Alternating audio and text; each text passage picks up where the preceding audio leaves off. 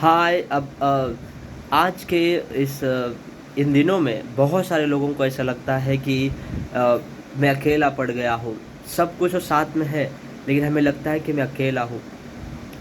और इसके विषय में मैं आपको बताना चाहता हूँ कि जो स्वर्ग का परमेश्वर है, जिसने पृथ्वी और आकाश को बनाया, वह परमेश्वर सदैव हमारे लिए जागरूक रहता है।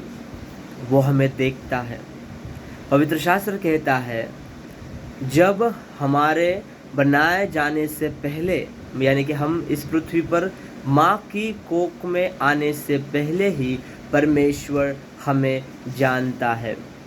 तब उसने हमें बनाया, हमारे अंदर उसकी इच्छाओं को, उसके उद्देश्य को और इस पृथ्वी पर क्या करना है, उसने उस सामग्री को हमारे अंदर डालकर इस पृथ्वी पर माँ की कोख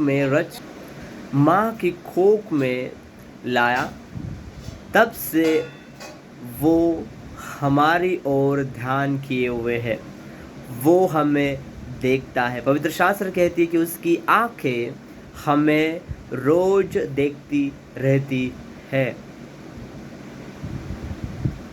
और जब हमारा इस पृथ्वी पर आना होता है, हम माँ की कोख से बाहर आते हैं और फिर हमारा जैसा बढ़ना इस पृथ्वी पर होता है, हमें लगता है कि हमारे माँ पिताजी हमारे देखभाल करते हैं। लेकिन मैं आपको बताना चाहता हूँ कि जो स्वर्ग का परमेश्वर है, वो हमारा ध्यान रखता है।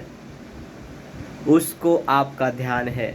जब भी आप उसको पुकारोगे, वो आपके पास आएगा। पवित्र शास्त्र कहती है कि मुझे पुकारो, मैं तुम्हारे पास आऊँगा।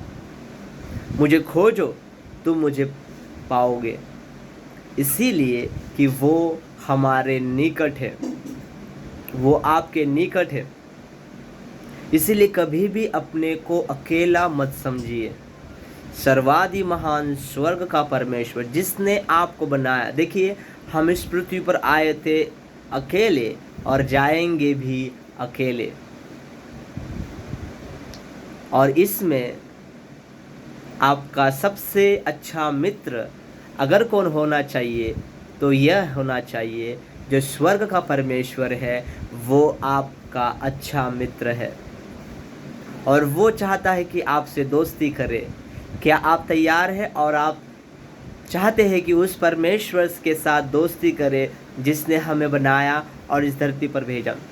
देखिए, इस पृथ्वी पर हमें धोखा मिल सकता है, इस पृथ्वी पर हमें नीचा गिराया जा सकता है, इस पृथ्वी पर हमारा निरादर होता है, इस पृथ्वी पर लोग हमारे पीठ पीछे बोलते हैं। लेकिन वो सच्चा मित्र है परमेश्वर, जो हमारा ख्याल रखता है। बाइबल बताती है, हम पापी होने के बावजूद भी उसने शरीर रूप धारण किया और प्रभु यीशु मसीह हमारे पापों के लिए, जो निर्दोष था, क्रूस पर बलिदान हुआ। निर्दोष व्यक्ति, और वो हमारे पापों के लिए क्रूस पर मारा गया। सोचो उसका कितना अद्भुत प्रेम हमारे ऊपर है।